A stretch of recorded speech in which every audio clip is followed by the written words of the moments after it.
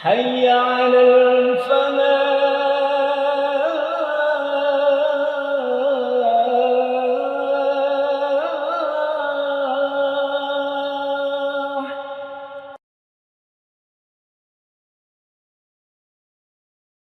Assalamualaikum warahmatullahi wabarakatuh.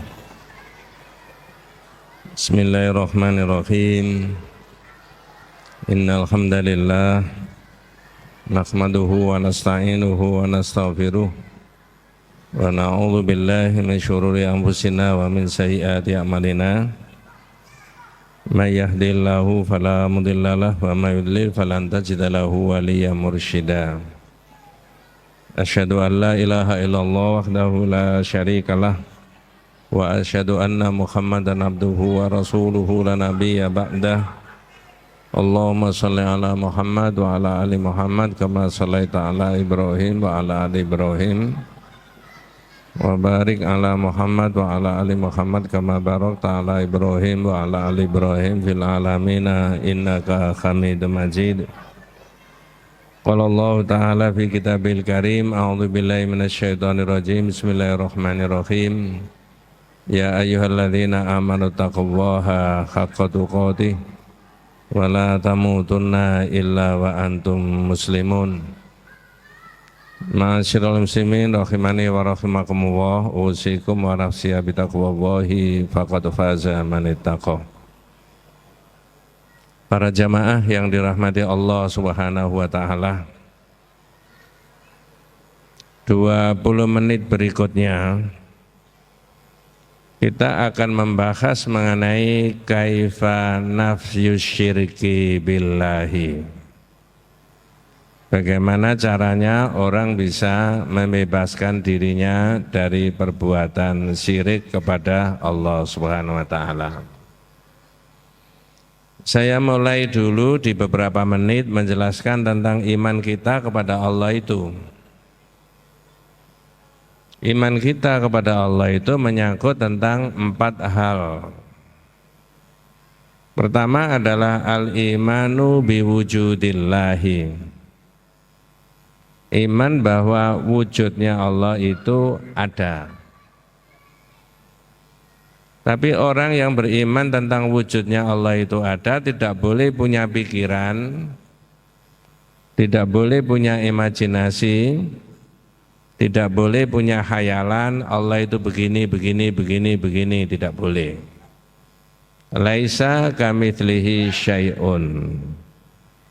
Tidak ada satupun yang sama dengan Allah Subhanahu wa taala, yang serupa dengan Allah. Walaupun ada penyebutan-penyebutan Allah menyebut tentang zatnya sendiri, sepertinya penyebutan untuk manusia.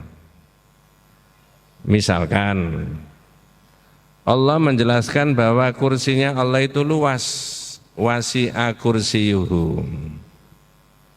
Allah menyebutkan wajah Allah itu ada, wa yabqa wajhu rabbika dzul jalali wal ikram.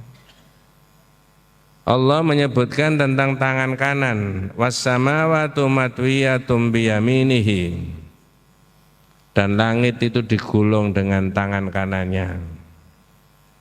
Keyakinan kita tentang Allah yang menyebutkan begitu-begitu itu tadi tidak boleh kemudian diimajinasikan, dibayangkan seperti miliknya manusia. Bagaimana penjelasannya? Kata Imam Malik, al-imanu bihi wajibun. Iman bahwa Allah mempunyai hal-hal yang disebutkan tadi hukumnya wajib. Mengapa wajib? Ada di dalam Al-Quran. Terus gimana hakikatnya? Majhul, tidak diketahui. Wong tentang Allah kok ditanyakan. Nah begitu bahasa sederhananya. Ya. Kemudian Imam Malik menerangkan lagi as-su'al, kalau ada orang tanya, hari gini ada orang tanya, kata Imam Malik, as-su'alu bid'ah. Pertanyaanmu ini baru. Ayat yang seperti begitu-begitu itu zaman Rasulullah sudah ada. Tapi tidak satu pun sahabat yang tanya kepada Nabi bagaimana hakikatnya kursinya, tangannya, wajahnya dan sebagainya. Tapi digaris sama Imam Malik tadi, al-imanu bihi wajib. Iman kepada itu wajib. Ini yang pertama. Dua, iman kita kepada Allah itu menyangkut al-imanu birububiyatillahi. Kalau orang tidak mau dengan istilah rububiyah, tidak apa-apa. Tapi hakikatnya Allah itu yang mengatur ya Mas. Mudabbiru kulli syai'in, yang mengatur segala sesuatunya, yang menciptakan segala sesuatunya. Tiga, iman kita kepada Allah itu menyangkut al-imanu bi uluhiyatillahi. Iman hanya satu-satunya, Allah lah yang berhak untuk disembah. Adik-adik kalau menerjemahkan la ilaha illallah jangan diterjemahkan tidak ada Tuhan kecuali Allah. Tapi lebih tepat tidak ada Tuhan yang berhak disembah kecuali Allah. Siapa bilang nggak ada Tuhan? Banyak kan? Tapi yang berhak disembah cuma Allah saja. Dari mana kita bisa mengetahui? Ada dialog antara Rasulullah dengan sahabat Mu'ad.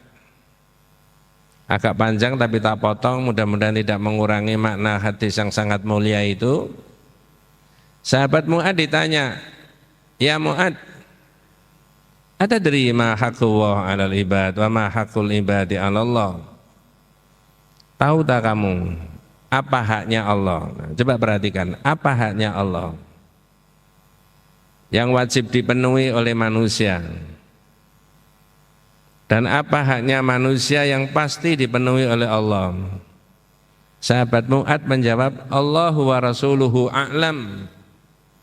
Perkara itu Allah dan Rasulnya yang lebih tahu. Nah, penjelasan Nabi inilah yang penting. Haqqullah 'alal ibad, haknya Allah. Jadi ini hak dan kewajiban. Kalau haknya Allah berarti kewajibannya manusia. Apa? Ayya'buduhu wa la yusyriku bihi syai'an. Agar manusia menyembah Allah saja dan tidak boleh syirik. Inilah al-imanu bi uluhiyatillahi. Yang keempat, al-imanu bi asma'ihi wa sifatihi al-husna. Iman kepada nama-nama Allah dan sifat-sifat Allah yang baik. Nah, oleh karena itulah kita semuanya, para jamaah sekalian, sebagai orang yang bersyahadat tentang Allah, kalau sudah asyhadu an la ilaha illallah, maka iman kita jangan sampai ternodai, terkontaminasi bahasa populernya dengan kesirikan. Para ulama tidak ada perbedaan pendapat bahwa syirik itu dosa yang paling besar. Dalam kitab Syarhu Usuli Tsalatsa diterangkan, wa a'dhammu ma nahallahu anhu asyirik. Sebesar-besar yang dilarang oleh Allah itu syirik, Mas. Bukan bohong, bukan judi, bukan berzina, bukan korupsi, bukan kedoliman terhadap sesama manusia. Tapi kalau di ranking, sebesar-besar yang dilarang Allah adalah syirik. Dibalik sekarang, sebesar-besar yang diperintah Allah, wa a'dhamu ma amarallahu huwa at-tauhid. Sebesar-besar yang diperintah Allah itu bertauhid. Bukan sholat, bukan puasa, bukan zakat, bukan haji, bukan umroh. Ini kalau saya selipkan, mestinya kalau sebesar-besar yang diperintah Allah itu bertauhid, orang itu mestinya berserius-serius ingin mengetahui makna dari dua kalimat syahadat itu. Tidak antri umroh, tidak antri haji, tapi antri ngaji tauhid. Mohon maaf, bukan karena saya ngajar. Ucapan saya ini bisa dikonfirmasi dengan yang lain, ustadz-ustadz yang lebih alim dari saya. Benar enggak? Sebesar-besar yang diperintah Allah itu adalah bertauhid, dan sebesar-besar yang dilarang Allah itu adalah syirik kepada Allah. Nah, kalau 1, 2, 3, 4 tadi sudah saya sebutkan sepintas, maka jangan ada kesyirikan kepada Allah. Jadi Pak, saya lanjutkan ini. Gimana caranya? Kitab ini menulis inna nafsya syirki billahi ta'ala la yatimmu illa binafsi thalathati anwa'in minasyirki.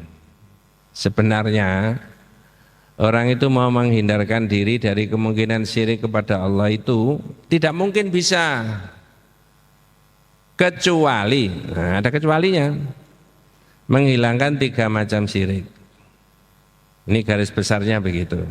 Apa? Pertama adalah asyirku fi af'ali Rabb. Syirik dalam perbuatan Allah.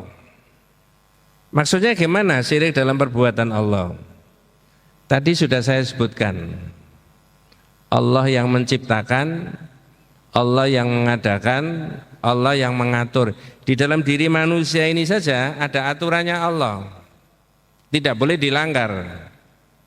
Yang kemudian berikutnya dipelajari oleh manusia, ilmunya Pak Dokter, Bu Dokter, tensinya harus berapa, gula darahnya harus berapa, kadar kolesterolnya harus berapa, asam uratnya harus berapa. Dinyatakan orang itu normal. Jika lebih daripada itu, ada sesuatu yang membahayakan tentang kesehatannya orang itu. Yang meneliti manusia, tetapi yang membuat aturan itu adalah Allah. Standari saat tadi Allah, yang menemukan manusia. Nah, kalau Allah itu yang mengatur segala sesuatunya untuk menghindari supaya orang tidak terjerumus dalam kesyirikan di dalam perbuatan, asyirku fi af'ali Rabb. Nah, ini yang penting pakai bahasa Indonesia. Jangan ada orang punya keyakinan selain dari Allah bisa mengatur, bisa membuat, bisa mengadakan, bisa memberikan rezeki. Saya beri contoh. Ini adalah air. Menurut hukum dan aturannya Allah, kalau ini dipanasi terus-menerus sampai 100 derajat mendidih. Ada proses. Ada air, ada api, ada LPG, ada apa listrik lah apa. Kemudian mendidih. Ini proses yang dibuat oleh Allah. Sehingga jangan ada suatu keyakinan, mohon maaf, guru saya, ustadz saya, syekh saya, kiai saya bisa membuat sekejap air ini mendidih. Dilihat aja dalam hitungan detik mendidih. Ini nabrak hukumnya Allah itu tadi Pak. Ini namanya asyirku fi af'ali Rabbi. Coba saya bacakan ayatnya, adik-adik bisa ikut merespon ya. Ya. Kita bisa melihat ya di surat 10 ayat 31. Ya. Oh, bukan surat 10, surat 39 ayat 38. Supaya ada respon di antara kita, ikut merespon. Ayat ini menjelaskan tentang kepercayaannya orang-orang kafir jahiliyah. Ayatnya berbunyi, a'udzubillahi minasyaitonirrajim, bismillahirrahmanirrahim. Wala in sa'altahum man khalaqas samawati wal arda la yaqulunallah. Saya terjemahkan pelan-pelan. Kalau kamu tanya mereka Muhammad, orang kafir tadi, surat 39 ayat 38, apa pertanyaannya? Siapa yang menciptakan langit dan bumi? Di ayat yang lain termasuk yang mengatur. Maka mereka serentak menjawab, sayaquluna Allah. Nah, mereka mengerti bahwa yang mengatur itu dan menciptakan adalah Allah. Saya potong dulu Pak. Itulah sehingga saya pernah menyebutkan begini, kehadiran Nabi Muhammad itu Pak bukan mengajarkan kepada mereka tentang Allah itu ada. Mudah-mudahan tidak salah paham. Saya ulangi. Kehadiran Nabi Muhammad itu bukan mengajarkan kepada orang-orang yang hidup saat itu bahwa Allah itu ada. Tidak. Kalau saya tanya, lalu apa yang diajarkan oleh Nabi? Jawabannya apa? Nabi Muhammad hadir, datang, itu mengajari kepada mereka, jadikan Allah itu satu-satunya. Konsepnya pakai apa? La ilaha illallah. Itu, ya. Loh, kalau orang tanya pakai bahasa sederhana, Pak Ustadz, kalau begitu orang-orang kafir jahiliyah tanpa diajarkan oleh Nabi, mereka sudah mengerti kalau Allah itu ada. Iya. Paling gampang Pak ya, paling gampang. Nggak pakai ayat-ayatan ya misalkan. Jenengan tak tanya pasti bisa jawab. Pasti bisa. Bapaknya Nabi Muhammad itu namanya siapa? Abdullah. Abdullah itu bahasa Indonesianya apa? Hamba Allah. Itu lahir zaman Islam apa zaman jahiliyah? Kok sudah diberi nama Abdullah? Nah, paling gampang kan? Jadi Nabi kita hadir itu mengajarkan jadikan Allah satu-satunya. Bukan benda, bukan barang, bukan binatang, bukan berhala ini, bukan berhala itu. Enggak. Itu sampai sekarang. Simbolnya umat Islam la ilaha illallah itu. Saya balik ke ayat tadi. Jadi kalau menghilangkan syirik kepada Allah, satu, hilangkan syirik dalam perbuatan, dalam penciptaan. Kalau Allah satu-satunya yang mengadakan dan mengatur menciptakan, maka tidak seorang pun, Nabi saja nggak bisa. Sudah saya beri contoh tadi. Ya. Ini orang kafir ditanya wala in sa'altahum man khalaqas samawati wal arda la yaquluna Allah. Mereka menjawab Allah kalau ditanya siapa yang menciptakan langit dan bumi. Terus orang itu diajak dialog. Afara'aitum ma tad'una min dunillah? Qul afara'aitum ma tad'una min dunillah? Kalau begitu, terus bagaimana pendapatmu tentang yang kamu mintai, kamu sembah selain dari Allah? In aradani Allah bidhurin hal hunna kashifatu dhurrihi. Andai kata Allah menurunkan musibah dan bencana, apakah bisa selain daripada Allah yang kamu sembah itu menolak musibah dan bencananya Allah? Tentu saja jawabannya tidak bisa. Atau au aradani birahmatin, ataukah andai kata Allah itu mendatangkan rahmat, hal hunna mumsikatu rahmatihi, ataukah benda dan barang yang kamu yakini kamu sembah selain Allah itu bisa menolak rahmatnya Allah? Tentu saja jawabannya tidak bisa. Kalau begitu, kul hasbiyallah, ya, alaihi yatawakkalil mutawakkilun. Cukuplah Allah. Jadi para jamaah sekalian, saya tadi matur kepada kita semuanya ada 3 poin yang harus dihilangkan. Salah satunya adalah syirik dalam penciptaan, dalam perbuatan. Kadang-kadang ada jamaah tanya, Ustaz, Allah kan punya kun fayakun. Betul. Jadilah kemudian jadi. Innama amruhu idza arada syai'an ayakula lahu kun fayakun. Tapi itu miliknya Allah. Sekali tempo oleh Allah ditunjukkan kepada hambanya. Siapa hambanya yang ditunjuk? Rasul dan Nabi. Benda, barang atau apa saja dikehendaki Allah sesaat bisa berubah. Contohnya apa? Tongkatnya Nabi Musa bisa jadi apa? Ular.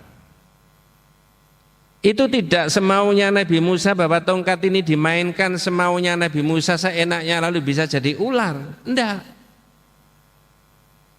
Mohon maaf saya enggak bermaksud mengolok-olok ya. Ada diskusi di televisi. Ya. Mudah-mudahan saya tidak salah memahami. Karena saking yakinnya terhadap seseorang yang bergelar apa ya? Bisa mengadakan sesuatu, gelarnya tidak usah saya sebut. Ya, lalu didukung oleh orang itu, kertas bisa dirubah jadi uang, batu bata bisa dirubah menjadi apa? Emas. Itu pernah viral. Waktu itu belum ada istilah viral. Ya. Orang yang meyakini itu kertas-kertas tadi bisa jadi apa tadi? Uang, batu bata bisa jadi apa? Emas. Katanya orang ini punya kun fayakun, jadilah kemudian jadi. Ini silang Pak, silang merah, pikiran salah. Tadi sudah saya beri contoh, Nabi Musa saja tidak bisa kalau tidak atas kehendaknya Allah. Contoh yang kedua, bukan Nabi, bukan Rasul, orang biasa. Maryam. Saya ambil contoh di Quran saja supaya tidak keliru. Tiba-tiba kok ada makanan di kanan kirinya. Ketika ditanya anna laki hadza, ini dari mana? Jawabannya min indillah. Saya tidak tahu. Apakah Maryam bisa mengulangi kehendaknya menurut kehendaknya sendiri? Tentu saja jawabannya tidak. Tapi ketika diyakini orang bisa memainkan kun fayakun seenaknya sendiri, inilah dari sudut pandangan akidah, orang itu naudzubillah min dzalik sudah dinyatakan syirik dalam perbuatan Allah. Karena menyaingi perbuatan Allah itu tadi. Ini yang pertama. Tapi waktunya habis. Dilanjut Pak ya. Dua. Yang kedua adalah asyirku fil ibadati wad du'a. Hilangkan syirik dalam berdoa dan bermohon. Artinya apa? Saya rasa kita ini sudah paham bahwa satu-satunya zat yang diminta, yang disembah itu cuma Allah saja. Dari mana kita bisa mengetahui? Gampang. Al-Fatihah itu kan sudah kita baca berkali-kali kan? Intinya dari Al-Fatihah itu di ayat yang mana Pak? Iyyaka na'budu wa iyyaka nasta'in. Jangan kalau mempelajari itu dari sudut pandangan bahasa, iyaka di depan. Mestinya menurut bahasa, iyaka itu di belakang, bukan di depan. Saya tidak bermaksud membolak-balik ayat, mudah-mudahan tidak salah. Ini bahasa. Tapi oleh Allah diturunkan kepada Nabi Muhammad, iyaka di depan. Kalau pakai istilah bahasa Arab, ada fi'il, ada fa'il, ada maf'ul bi. Maf'ul bi itu di belakang objek, tapi oleh Allah ditaruh di depan. Apa maksudnya? Supaya fokus manusia itu hanya engkau, ditaruh di depan. Jadi kalau ditaruh di belakang, bacanya na'budu iyyaka wa nasta'inu iyyaka. Tapi tidak boleh. Oleh Allah sudah taruh depan. Iyyaka na'budu wa iyyaka nasta'in. Benar. Satu, itu dilalah dalilnya. Yang kedua, Nabi memberi nasihat kepada sepupunya.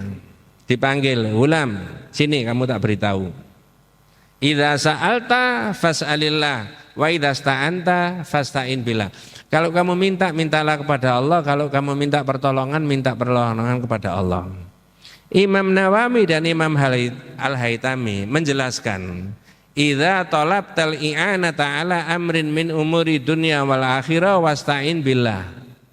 Kalau kamu minta, baik itu urusan dunia maupun kepada Allah, mintalah pertolongan kepada Allah. Saya beri contoh yang paling amat sederhana dan itu kita lakukan setiap hari. Orang minum itu membaca basmalah. Orang nyabrang hanya beberapa meter saja dari sini ke sana membaca basmalah. Itu maknanya minta pertolongan kepada Allah. Sisi yang mana Pak minta pertolongan kepada Allah? Kalimat bi. Bi ismillah. Bi-nya ini maknanya dua. Musyahabah wal isti'anah. Musyahabah itu menyertakan Allah, isti'anah itu minta pertolongan sama Allah. Hanya sekedar seteguk air saja, saya minta tolong sama Allah supaya tidak salah dan supaya tidak ada masalah dalam masalah ini. Nah sekarang kalau ini syiriknya sekarang ya, syiriknya. Kalau Allah itu satu-satunya yang dimintai, iyyaka na'budu wa iyyaka nasta'in tadi. Lalu dawuhnya Rasulullah tadi, idza sa'alta fas'alillah wa idza sta'anta fasta'in billah. Mohon maaf, mudah-mudahan tidak salah paham. Jangan minta ke nabi, jangan minta ke wali, jangan minta ke malaikat yang secara zahir tidak bisa memberi jawaban. Itu maksudnya. Mohon maaf, beredar di masyarakat. Jenengan pernah mendengar begini? As-salatu wassalamu alaika ya Rasulullah, qad khilati adrikni ya Rasulullah. Semoga salawat dan salam dilimpahkan Allah kepada engkau wahai Rasulullah. Sungguh usaha saya ini sudah mentok, tolonglah saya wahai Rasulullah. Itu ditulis di kitab-kitab. Dan itu dikomentari. Dan itu nabrak iyyaka na'budu wa iyyaka nasta'in. Dan itu nabrak idza sa'alta fas'alillah wa idza sta'anta fasta'in billah. Itu tadi. Dan itu nabrak keyakinan kita bahwa satu-satunya yang berhak dimintai pertolongan itu cuma Allah. Inilah yang harus dibahas, diterangkan. Walaupun durasi waktunya tidak terlalu banyak, supaya kita tidak terjerumus dalam hal-hal yang memohon, meminta yang secara zahir tidak bisa memberi pertolongan. Dan itu mohon maaf tidak pernah dilakukan oleh para sahabat, tidak pernah dilakukan oleh para tabi'in dan seterusnya dan seterusnya. Nah ini jadi tadi saya katakan innan nafsya syirki billahi la yatimu illa binafsi thalathatin min anwa'i syirik. Orang itu mau menghilangkan syirik kepada Allah tidak mungkin kecuali menghilangkan 3. 1, hilangkan syirik dalam perbuatan, tidak ada yang bisa menyamai, di awal tadi saya sebutkan. Yang kedua, hilangkan syirik di dalam ibadah dan permohonan, barusan saya sebutkan. Dan yang ketiga, hilangkan syirik dalam sifat-sifat Allah. Sifat yang mana? Misalkan tidak ada yang tahu yang gaib kecuali Allah. Kalau ini dialihkan, mohon maaf, guru saya itu Pak, ustadz saya, syekh saya, tahu apa yang akan terjadi besok. Kalau dalam makna yang hakiki dan itu bagian daripada gaib, tidak. Tidak. Saya menemukan hadis ini Pak, ini agak panjang tapi bukan hanya yang gaib saja, termasuk yang menghapus dosa. Sifat menghapus dosa itu hanya di Allah, bukan di Nabi. Sifat mengetahui yang akan datang itu di Allah, bukan hanya, tidak ada di Nabi. Sifat yang bisa memberikan manfaat dan bisa memberikan madarat itu bukan Nabi, bukan Rasul, tapi Allah. Nah ini kaitannya dengan, saya rasa dalilnya sudah terlalu banyak. Surat Luqman yang sangat populer, wa ma tadri nafsum madza taksibu ghadan. Manusia tidak tahu apa yang dia akan kerjakan besok. Ini saya supaya melengkapi. Ya. Khina sami'a Rasulullah ikhdal jawari taqulu, ketika Nabi itu mendengar ada seorang ibu ngomong gini, fina nabiyyun ya'lamu ma fi ghadan. Saya terjemahkan bebas. Untung ya kita ini punya nabi ngerti besok apa yang akan terjadi. Oh, ditegur sama Nabi, Pak. Tidak boleh. Ya, apa reaksinya Nabi? Ya, faqala Rasulullah laha, da'i hadza wa quli billadzi kunti taqulina. Al-Bukhari yang nulis. Tinggalkan omongan itu, Bu. Siapa yang mengerti besok yang akan terjadi? Tidak ada, kecuali Allah yang mengetahui yang gaib itu. Inilah poin pertama, kedua, dan ketiga yang saya sebutkan tadi. Kalau kita mau punya akidah yang baik dan betul, itu adalah miliknya Allah yang mengatur dan mengadakan, yang satu-satunya berhak untuk diibadahi, yang satu-satunya punya sifat yang tidak bisa disamai oleh manusia. Contohnya yang mengetahui yang akan datang itu apa, yang menghapus dosa itu siapa, yang menyembuhkan orang sakit itu siapa, semuanya kembalinya kepada Allah. Wallahu a'lam. Mudah-mudahan kita semuanya dan keluarga kita senantiasa diberikan rahmat barokah hidayah Allah Subhanahu wa taala. Hadanallahu wa iyyakum ajmain. Kita tutup dengan doa kafaratul majlis. Subhanakallahumma bihamdika asyhadu an la ilaha illa anta astaghfiruka wa atubu ilaik. Assalamualaikum warahmatullahi wabarakatuh.